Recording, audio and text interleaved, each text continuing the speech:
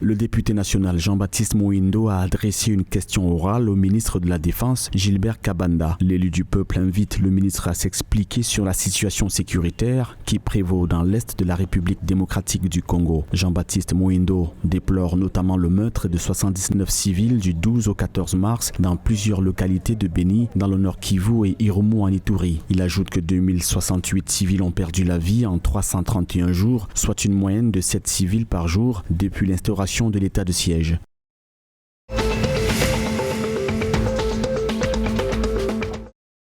Le vice-président de la République de Guinée équatoriale, Théodoro Nguema Obiang, sous sa casquette de président de comité politique, acquiert un nouveau médicament pour combattre le Covid-19. Il s'agit du Molnupiravir, un comprimé pour le traitement du coronavirus. Selon les experts de la santé, il est efficace à 90%. Le ministère de la Santé a été instruit de procéder à sa distribution immédiate aux hôpitaux.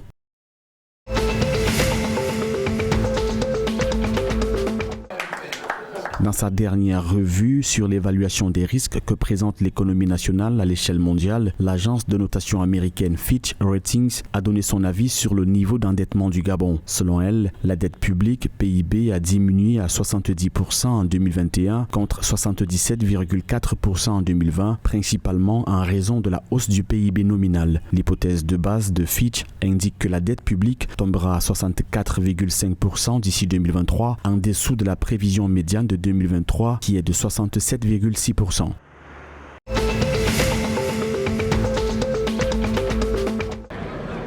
Au Cameroun, Greenpeace Afrique et ses partenaires locaux appellent à l'annulation des concessions d'une CAM dans le littoral sur 11 396 hectares et du Dongamangtung dans le nord-ouest d'une superficie de 45 794 hectares et à l'annulation de l'appel d'offres en cours pour les 5 concessions à l'est et au centre du pays, un total de 387 954 hectares. Ces opérations visent à terme à mettre en exploitation en tout 445 144 hectares de forêt, estime Ranis Jovial Djodia, responsable de la campagne forêt chez Greenpeace Afrique.